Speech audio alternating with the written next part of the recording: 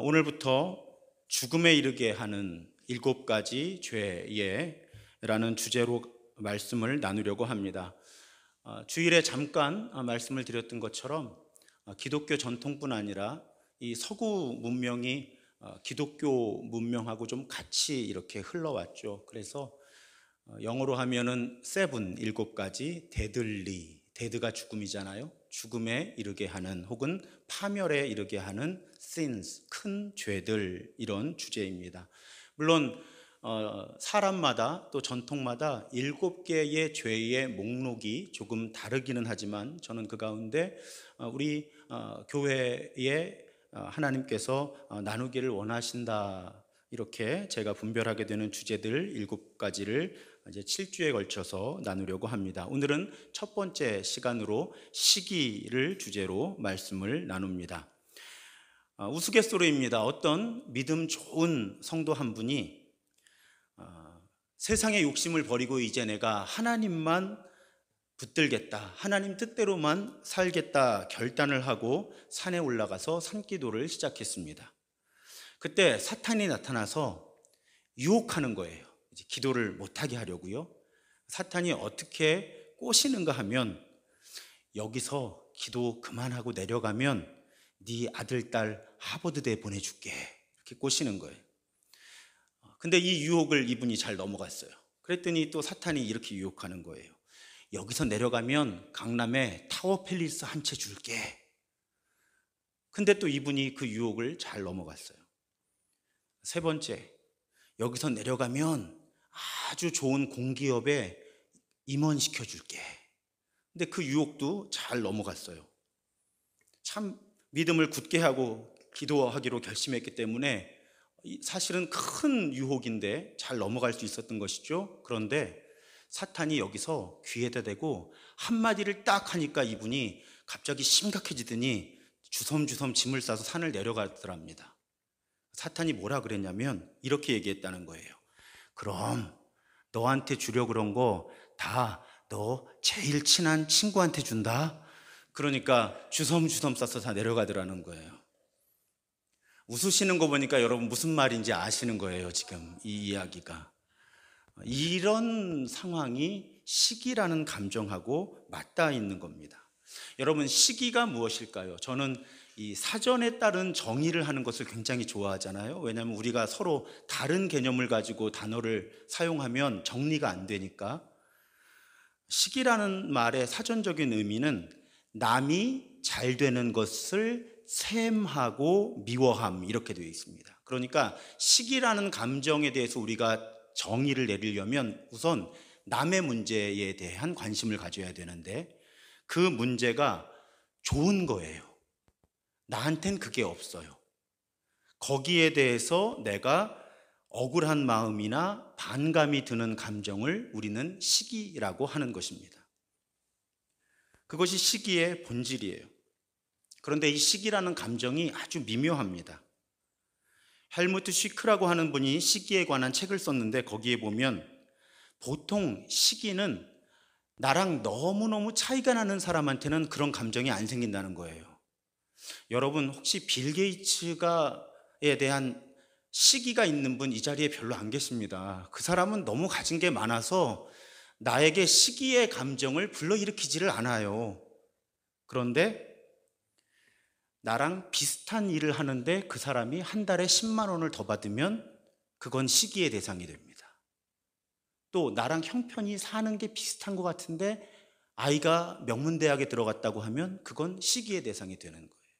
시기라는 감정은 이상합니다. 미묘해요. 그리고 위장을 잘합니다. 그래서 우리가 그저 평범한 감정이라고 여기기가 쉬워요. 우리 옛말에도 있잖아요. 사촌이 땅을 사면 배가 아프다. 안 그런 분 계세요, 혹시? 그래서 우리는 이런 감정을 인지상정이라고 하죠. 사람이면 누구나 가지는 보통의 감정. 그러다 보니까 이 시기라고 하는 감정은 합리화되기도 쉽고, 우리는 이 시기라는 감정에 대해서 그렇게 위기의식을 갖지 않게 됩니다. 그런데 오늘 말씀은, 또 성경의 여러 이야기들은 이 시기를 심각하게 생각하라고 우리에게 권면해요. 그래서 오늘 말씀해 보면 마음속에 지독한 이기심과 경쟁심은 위에서부터 내려오는 것이 아니라 땅에 속한 것이다. 육신에 속한 것이다. 심지어 악마에게 속한 것이다. 이걸 새번역과 특히 공동번역에서는 이렇게 번역했더라고요. 이 지독한 시기심과 경쟁심은 세속적이고 동물적이고 악마적이다. 그러니까 아주 쉽게 말씀드리면 이것은 하나님께로부터 오는 감정이 아니다. 우리의 타락한 결과로 나타나는 감정이고, 그래서 7가지 죽음에 이르게 하는 죄에 속한 감정이다라는 것입니다. 왜 죽음에까지 이르게 할까? 파멸에까지 이르게 할까? 그 예들을 오늘 좀 살펴보려고 그래요. 오늘 16절의 말씀도요, 새번역 성경으로 보면 시기심과 경쟁심이 있는 곳에는 혼란과 온갖 악한 행위가 있다고 말씀하고 있습니다. 그러니까 시기심이 심해지면 혼란과 악한 행위를 일으킨다는 거예요. 그래서 우리가 작은 시기심을 경계해야 된다는 것입니다. 어떤 문제를 일으키는가 하면 칸트의 글을 보면 시기심에 사로잡힌 자는 자기 스스로가 그 시기심 때문에 고통을 받게 된다는 거예요. 그리고 나아가서 다른 사람의 삶을 파괴하려 든다는 거죠. 그러니까 아주 압축해서 말씀드리면 이 시기심이 깊어지면 그 시기심이 나를 고통받게 하고 다른 사람을 고통받게 한다는 거예요. 심지어는 나와 다른 사람의 삶을 파괴한다는 것입니다. 왜 그런가? 시기심이 일단 우리 마음속에 이렇게 싹트게 되면요, 내가 가지고 있는 좋은 것들에 눈을 멀게 돼요. 아까 시기심의 본질이 무엇이라고요? 다른 사람의 가진 것에 주목하게 되는 거예요. 내게 있는 좋은 것은 보이지 않고 다른 사람의 것이 보이면서 내가 갖고 있는, 우리 기독교인들의 용어로 보면 하나님께서 이미 내게 주신 것에 대한 감사를 잃게 되는 거예요. 그러니까 마음이 어두워지고 불행해지기 시작하는 거죠. 심지어는 이 시기심이 내 마음속에서 이렇게 뿌리를 내리기 시작하면 어떤 심리까지 이어지는가 하면, 프랑스 작가 라로 슈프코라는 사람이 이런 말을 했다 그래요. 절친한 친구의 불행 속에서 우리는 항상 어떤 즐거움을 발견한다. 절친한 친구의 불행 속에서 우리는 항상 어떤 즐거움을 발견한다. 이걸 독일어로 샤덴프로이데라 그래요. 독일어로, 전 독일어를 잘은 모르지만 책을 보니까 샤덴은 좋다는 말이고, 샤덴은 불행이라는 말이고, 프로이데는 기쁨이라는 말이에요.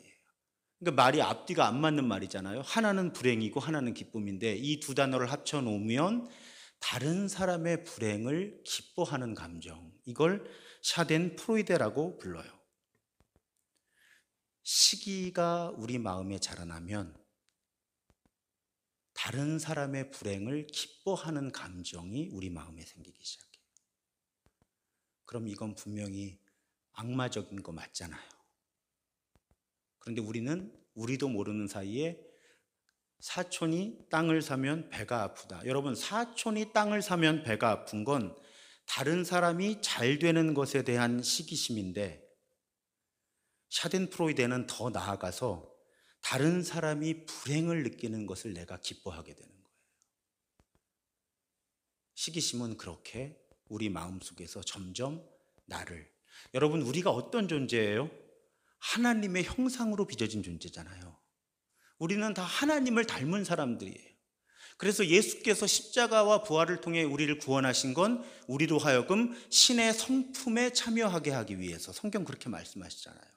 하나님을 닮아가게 하기 위해서, 그것이 구원이라고 말씀드렸잖아요. 그것을 위해서 예수가 십자가와 부활을 감당하셨는데, 시기심은 우리로 하여금 다른 사람의 잘 되는 것에 불만을 느끼는 것을 넘어서서 다른 사람의 불행을 기뻐하는 감정까지 갖게 만든다는 거죠. 그러니까 시기는 매우 파괴적인 감정입니다. 그렇게 시기심이 자라나기 시작하면 그 시기심이 나를 불행하게 하고 심지어는 내 삶을 파괴하는 거예요. 내 안에 있는 아름다운 하나님의 형상을 파괴해가는 거죠. 그런데 그 정도가 깊어지면 이제 다른 사람의 행복을, 다른 사람의 삶을 무너뜨리려고 하는 언행을 나도 모르게 하기 시작합니다. 그래서 도로시 세이어스라는 매우 유명한 영국의 작가인데 이분이 그런 말을 해요. 시기는 비꼬는 거예요. 조금 위대한 평등론자다. 어떤 의미냐면 시기는 상향 평준화를 할 수 없다면, 그러니까 내가 나를 끌어올릴 수 없다면 공평하게 만들기 위해서 다른 사람을 끌어내리려고 한다는 거예요. 그래서 파괴적이라는 거예요. 그러니까 아주 좋은 경우라 그래도 속물을 만든다는 거예요. 나를 속물을 만든다는 거고, 최악의 경우에는 자기보다 행복한 사람을 보느니 차라리 모조리 파괴하고 만다. 모두 비참하게 되는 편이 저 사람이 나보다 조금 더 가진 것보다 낫다. 이런 삶을 만들어 간다는 거죠. 여러분, 우리 살아가는 삶의 태도 중에 윈윈이라고 들어보셨죠? 이 사람도 잘 되고 나도 잘 되고, 이게 윈윈이에요. 윈 루즈가 있어요. 이건 뭐냐면 내가 잘 되기 위해서 너는 안 돼야 돼, 이런 마음이 윈 루즈예요. 너 죽고 나 살자, 이게 윈 루즈예요. 같이 잘 살자가 윈윈이고, 그런데 시기심은 결국 루즈로 가는 거예요. 너 죽고 나 죽자, 내가 못 살 바에는 너도 죽어 마땅하다 하는 태도를 향해서 우리의 시기는, 만약에 우리가 하나님께서 만들어주신 하나님의 형상, 그 양심에 따르지 않고 우리 안에 계신 성령의 음성에 귀를 기울이지 않으면 점점 우리의 시기심은 우리로 하여금 다른 사람의 삶을 끌어내려서 같이 망하려고 하는 태도로 나아간다는 것이죠. 성경의 대표적인 인물이 여러분 누구라고 생각하세요? 요즘에 구약을 우리가 쭉 읽어오는데 너무 좋아요. 너무 많은 것을 깨닫게 돼요. 그 가운데 오늘 이 흐름에 가장 적절한 예화는 사울 왕이에요. 여러분, 사울 왕이요, 성경을 보면 우리는 사울 왕이 결국 마지막이 나쁘기 때문에 사울 왕을 나쁘게 보는 습관이 있거든요, 우리에게. 그런데 여러분 가만히 생각해 보면 사울 왕은 하나님이 기름 부어서 세우신 이스라엘의 첫 번째 왕이에요. 그리고 사실은 사울에 대한 초기의 묘사를 보면 사울은 외모도 그랬고요, 이스라엘 민족을 이끌어갈 만한 자격을 갖췄던 사람이에요. 아무려면 하나님이 자격을 안 갖춘 사람을 첫 번째 왕으로 세우시지는 않았을 거잖아요. 그런데 사울이 왜 비참해져요? 시기심 때문에. 다윗을 시기하기 시작한 거예요. 그런데 여러분 잘 생각해 보세요. 사울이 다윗을 시기하기 시작한 그 시점을 가보면 사울은 여전히 난공불락의 이스라엘의 지도자였고요, 다윗은 아주 쉽게 말씀드리면, 이법적으로 말씀드리면 그냥 돌 한번 잘 던져서 골리앗 쓰러뜨린 젊은 혹은 어린 소년에 불과했어요. 그리고 전쟁에 나가서 조금 이겼던 거죠. 그러니까 백성들이 천천만만 이래가면서 얘기하는데, 사울이 시기심에 사로잡히지 않았다면 자기를 아주 충성되이 따르는 아주 좋은 장군을 얻은 거잖아요, 지금. 그런데 사실은 시기할 이유도 필요도 없는 그 다윗을 사울은 시기하기 시작하는 거예요. 그런 다음에 제가 지금까지 오늘 말씀드렸던 그 틀에 사울을 한번 집어넣어 보세요. 자기가 얼마나 하나님으로부터 위대한 선택을 받았는지에 대해 눈이 멀게 되는 거예요. 이미 자신은 왕인데 그걸 보지 못하는 거예요. 뭐만 보여요? 다윗이 갖고 있는 것만 보이기 시작하는 거예요. 그것도 실체가 없어. 그냥 백성들이 칭찬해 주는 말일 뿐인데 떠돌아다니는 노래일 뿐인데 그 노래에 꽂혀서 사울은 자기가 얼마나 큰 복을 받고 하나님의 선택을 받은 사람인지, 여전히 얼마나 많은 좋은 신하와 백성들이 자신을 지지하는지 눈이 멀어버린 거예요. 그렇게 자기를 파괴하기 시작하니까 어떤 일이 일어나요? 이제 인생의 유일하고 궁극적인 목표가 뭐가 된 거예요? 다윗을 죽이는 게 된 거예요.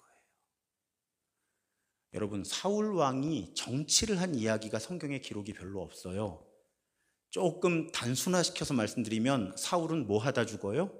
다윗 광야에서 다윗을 쫓아다니다 죽는 거예요. 왜요? 눈이 멀었거든요. 그래서 질투심 때문에 다윗의 삶을 무너뜨리는 것이 유일한 목표로 남은 비참한 인생을 살아가게 되는 거죠. 이 사울의 인생을 우리가 살펴보면 제가 오늘 말씀드린 것처럼 마음속에 작은 시기심이 얼마나 자신을 파괴하고 다른 사람의 삶까지를 파괴하려 드는가를 알 수 있다는 거죠. 그래서 이런 주제는 여러 문학 작품과 연극, 영화의 주제가 됩니다. 여러분, 아마데우스라는 영화 혹은 연극을 아마 보셨거나 들어보신 분들 많을 거예요. 모차르트 이야기죠. 그런데 사실은 이건 좀 극작가들의 허구라 그래요. 그런데 그 모차르트가 등장할 때 누가 같이 등장해요? 살리에르라고 하는 사람이 등장을 해요. 근데 제가 어제 또 우리 교인들에게 말씀을 전할 때는 정확하게 해야 되잖아요. 막 자료를 찾아봤는데 실제로 살리에르가 그렇게 이 모차르트와 관계가 나쁘지 않았다는 증언이 훨씬 많아요. 그런데 이제 극작가들이 이것을 작품으로 구성을 할 때 살리에르를 어떤 캐릭터로 설정을 하는가 하면 모든 것을 갖췄는데 딱 하나만 문제였어요. 뭐예요? 모차르트가 갖고 있는 천재성만 조금 없는 거예요. 그런데 이 살리에르가 어떤 선택을 해요? 자신이 갖고 있는 재능이 얼마나 뛰어난가 하는 것에 눈이 멀어버려요. 본인이 왜 모차르트만한 천재가 되지 못하는가에 인생을 집중해요. 그래서 심지어는 어떤 작가의 작품 중에는 모차르트를 독살을 하려 들기도 하고요. 그래서 사실은 모차르트를 시기하지만 않았다면 당대의 혹은 후대의 훌륭한 음악가로 남을 수 있었던 사람이 모차르트에 대한 시기심 하나에 사로잡혀서 계속 모차르트를 미워하고 질투하고 그 감정 속에서 빠져서 자신의 삶을 망가뜨리는 거죠. 그래서 이런 증상을 살리에르 신드롬, 살리에르 증후군이라고 불러요. 그렇다면 어떻게 해야 될까? 여러분, 시기심이 우리 안에서 자라나지 못하게 해요. 어떻게 그렇게 할 수 있는지 제가 오늘 몇 가지 단서들을 알려드릴게요. 오늘 본문 14절에 보면 그러나 너희 마음속에 독한 시기와 다툼이 있으면 자랑하지 말라, 진리를 거슬러 거짓말하지 말라, 이렇게 되어 있습니다. 우리가 시기심을 극복하려면 먼저 내 안에 시기심을 발견해야 돼요. 그런데 아까 말씀드린 것처럼 시기심은 인지상정이라고 합리화하고 숨어버리거든요. 무엇을 보면 되는가 하면, 여러분, 저 이거 전문가예요. 왜 제가 시기심의 전문가가 되었냐면요, 제가 시기심이 매우 많은 사람이었거든요. 이렇게 오늘 막 설교의 진정성이 느껴지지 않나요? 제 삶에서 나오는 거예요. 그러니까 지금부터 말씀드리는 건 정말 믿으시면 돼요. 제가 다 겪어본 일들이에요. 자, 내가 시기심이 심각하게 내 마음속에서 자라고 있는가 그렇지 않은가를 느끼려면 내 언어를 보면 돼요. 언어가 어떻게 되는가 하면요, 냉소적이 돼요. 그리고 비판적이 돼요. 제가 그게 너무너무 심했고요, 지금도 심해요. 이게 유튜브에 올라가서 문제예요. 이 설교가. 그전에는 편했는데 설교하기가. 뭐가 문제인가 하면 이런 거예요. 자, 어느 교회 어느 목사님이 훌륭합니다 하면요, 부끄러운 이야기예요. 제 입술에서 자꾸 냉소적인 이야기가 나오는 거예요. 그 목사님 사실은 이런 면이 있어. 그 교회 알고 보면 이렇더라. 시기심이죠. 시기심이에요. 그래서 제가 그 습관을 정말 성령의 은혜 가운데 극복하려고 애를 쓰고 있어요. 요즘에 제가 노력하는 것 중에 하나가, 다른 좋은 분을 칭찬할 때는 이런 냉소적인 태도가 저한테서 안 나와요. 아까 말씀드렸잖아요. 시기심은 나와 비슷할수록 나타나는 감정이거든요. 그러니까 대기업 회장이나 유명한 예술가 얘기가 나오면 제 마음속에 그런 냉소가 없어요. 그런데 목회자 이야기, 특히 50대 목회자 이야기가 나오면, 혹은 40대 목회자 이야기가 나오면, 그리고 뭐 대형교회 목사님 얘기는 또 좀 이 상황이 다르니까 중형교회 목사님 이야기가 나오면 훨씬 더 제가 냉소적이 되어 있는 거예요. 내 입술에서 냉소적이고 비판적인 이야기가 나온다는 것을 내가 느끼면, 아, 내 마음속에 시기심이 자라나고 있구나. 여러분끼리 대화 나누실 때도 한번 잘 생각해 보세요. 누군가가 누구를 칭찬하고 좋은 이야기를 할 때 꼭 냉소적이거나 비판적으로 반응하는 분들이 계세요. 그럴 때 우리는 가까운 분들이 가끔씩은 서로 진솔하게 일깨워 주셔야 돼요. 1대1로 있을 때, 여러 사람 있을 때 말고요. 그럼 마음을 상하게 하니까 그걸 누가 넌지시 짚어주면 참 좋아요.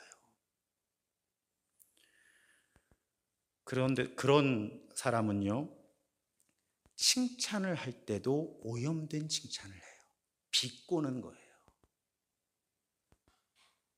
여러분, 자꾸 다른 사람 생각하지 마세요. 지금 눈빛을 보니까 자꾸 다른 사람 생각해. 지금 자기만 생각하세요. 자기만.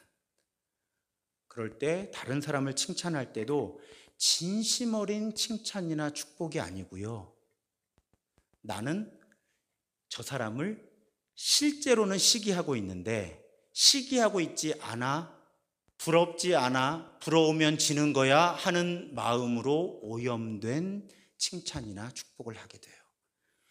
이건 깨닫지 못하고 있다가 기도에 무릎을 꿇거나 말씀을 묵상할 때 주로 떠올라요. 아, 내가 다른 사람을 진심으로 축하해주고 축복하지를 못하고, 또 저를 예로 들면요, 후배 목사님 누군가가 큰 교회 담임 목사로 가게 됐다. 잘 됐네, 축하해요 하는데 제 마음 한켠에는 뭔가가 다른 감정이 있는 거죠. 뭔가 다른 감정. 우리는 그런 내 마음과 내 말을 살피는데 예민해 있어야 해요. 그래야 우리 마음속에, 이건 시기뿐 아니라 다른 부정적인, 육적인, 악마로부터 오는 감정들이 뿌리를 내리지 못하게 하는 거예요. 얕은 뿌리로 있을 때 발견하고 뽑아버려야 하는 것이죠. 그래서 사실 여러분, 칭찬하는 것도요, 축복하는 것도요, 연습이 필요해요. 내 마음을 다해서 함께 기뻐하고 함께 좋아해 주려면요, 성령님의 은혜가 필요해요. 우리는 다 타락해 있거든요, 지금. 정말 우는 사람과 함께 울고 웃는 사람과 함께 웃기가 쉽질 않아요. 그래서 우리는 늘 내 마음을 살펴야 하는데, 마음 살피기가 쉽지 않다면 말을 살펴보면 돼요. 두 번째로는요, 우리가 어떤 노력이 필요한가 하면 하나님이 이미 내게 주신 것, 그리고 내게 부여하신 역할이 무엇인가에 집중할 필요가 있어요. 그 대표적인 성경의 인물이 세례 요한이에요. 여러분, 요한복음 3장에 보면 세례 요한을 따르던 제자들이 세례 요한한테 얘기하잖아요. 어떤 얘기를 하는가 하면, 아니 세례 요한 선생님, 당신이 세례를 준 저 예수라는 사람이 더 많은 사람들을 모읍니다. 더 많은 사람들이 저 예수한테 가서 세례를 달라고, 침례를 달라고 합니다. 그때 세례 요한이 엄청난 고백을 하잖아요. 어떤 고백이죠? 그는 흥하여야 하겠고 나는 쇠하여야 하리라. 여러분, 우리가 구약을 쭉 읽어내려 오면요, 어떤 사람이 위대한 하나님의 사람인가 하면 나의 주어진 사명은 여기까지다라고 고백할 수 있었던 사람들이 정말 훌륭한 하나님의 사람들이었던 것이죠. 세례 요한이 그런 사람이었던 거예요. 그러니까 예수를 시기하는 감정이 자라날 이 토대가 무너져 버린 거죠. 왜요? 나는 내게 부여된 역할은 여기까지. 예수는 흥하여야 하고 나는 망하여야 하겠다. 그것을 인정하는 순간, 나에게 하나님께서 맡기신 사명은, 나에게 하나님이 맡기신 은사는 여기 지금 이것을 하는 것이구나를 정말 정직하게 분별하고 고백할 수 있는 사람은 다른 사람을 시기할 필요도 이유도 여유도 없는 거죠. 그래서 마더 테레사가 남긴 말 중에 제가 너무 좋아하는 말이, 아래를 바라보고 사는 사람은 위를 바라볼 틈이 없는 거죠. 늘 구부리고 엎드려 섬기는 사람은 위를 바라볼 필요가 없는 거예요.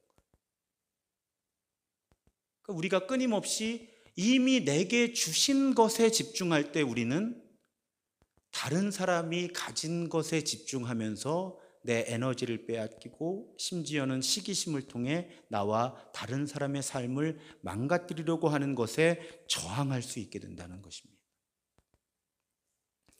세 번째로는 위로부터 오는 지혜를 추구하는 거예요. 오늘 말씀에 보면 17절에 그러나 위에서부터 오는 지혜는 우선 순결하고 평화스럽고 친절하고 온순하고 자비와 선한 열매가 풍성하고 편견과 위선이 없습니다. 여러분, 위로부터 오는 지혜가 무엇인지 하나하나 살펴볼 필요가 없어요. 우리는 사실은 지금 이 시간 예배드리는 분들의 수준이라면 영적 본능으로 압니다. 지금 내 감정이 위로부터 오는 지혜인지 아닌지를. 그리고 위로부터 오는 지혜는 한마디로 말씀드리면 성령의 열매예요. 사실은 성령의 열매입니다. 그러니까 우리가 이 7가지 죽음에 이르는 죄, 특히 오늘 시기라고 하는 감정으로 인해서 나와 다른 사람을 파괴하지 않기 위해서는 시기심을 버려야지, 시기심을 버려야지, 시기심을 버려야지 하면 대책이 되지 않는 거예요. 나를 성령의 열매로 채우려는 노력이. 제가 자주 말씀드리지만 어둠을 몰아내는 방법은 어둠을 몰아내려고 애를 쓰는 게 아니라 촛불 한 자루를 켜는 거잖아요. 그러니까 시기심을 몰아내겠다고 하면 우리는 점점 나도 모르는 사이에 시기심에 집중합니다. 더 시기심을 갖게 되는 거죠. 그런데 성령의 열매를 추구하면, 성령으로 충만한 삶을 추구하면 우리 마음속에 시기심이 자라날 영역이 없어지는 것이죠. 그럼 우리는 그 시기심을 통해 파괴되지 않는다는 것입니다. 어쩌면 이 위로부터 오는 지혜를 추구하자, 성령의 열매를 추구하자는 건 이 7가지 죽음에 이르는 모든 죄들의 공통된 대책일지 모르겠어요. 사랑하는 여러분, 오늘 시기에 대해서 나누었습니다. 시기라는 것은 다른 사람의 가진 것을 보다가 내가 가진 것을 보지 못하게 하고, 그래서 나를 스스로 불필요하게 비참하게 하고, 심지어는 다른 사람의 행복을 나의 불행으로 여기는, 그러면서 다른 사람이 가지고 있는 것, 하나님이 그 사람에게 주신 것을 빼앗고 그 사람을 끌어내리려고 하는 파괴적인 행동으로, 언행으로 이어진다고 하는 것을 우리가 나누었습니다. 우리는 버려야 될 예로 사울 왕을 배웠고요, 끌어안아야 될 예로 세례 요한을 배웠습니다. 사랑하는 여러분, 오늘 제가 말씀드린 3가지 대책 기억하시기 바랍니다. 우리가 시기심을 극복하기 위해서는 먼저 내 말을 살피자. 냉소가 있지 않은가 내 말에. 그렇다면 시기심이 자라나고 있는 것이다. 두 번째, 하나님이 내게 주신 것이 무엇인지에 집중할 때 우리는 시기심을 넘어설 수 있다. 세 번째, 위로부터 오는 지혜, 다른 말로 성령의 열매를 추구할 때 우리는 자연스럽게 시기심을 넘어설 수 있다. 그렇게 우리가 시기심을 넘어서서 오히려 아까 루즈 다 죽자가 아니라 함께 다 잘 살자는 삶의 길을 추구하고 그 길을 걷는 우리 모두가 되기를 주님의 이름으로 축복합니다. 찬양하겠습니다. 주님 마음 내게 주소서. 이번 시리즈의 주제곡입니다. 이 찬양 부르고 기도할 텐데 손을 얹을 수는 있을 것 같은데 제가 큰 소리로 기도해 드리기는 여전히 조금은 부담스럽습니다. 그래서 혹시 저와 함께 기도하기 원하시는 분들은 앞자리로 오시면 제가 온 마음을 다해 침묵으로 안수해 드리겠습니다. 온 마음을 다해 침묵으로 안수해 드리겠습니다. 제가 전공이 침묵 기도인 건 잘 아시잖아요. 저 개인적으로는 침묵의 안수가 훨씬 사실은 하나님께서 저를 사용하시는 방법이라고 생각을 합니다. 한 30초 정도 제가 침묵으로 안수해 드리겠습니다. 우리 찬양하겠습니다.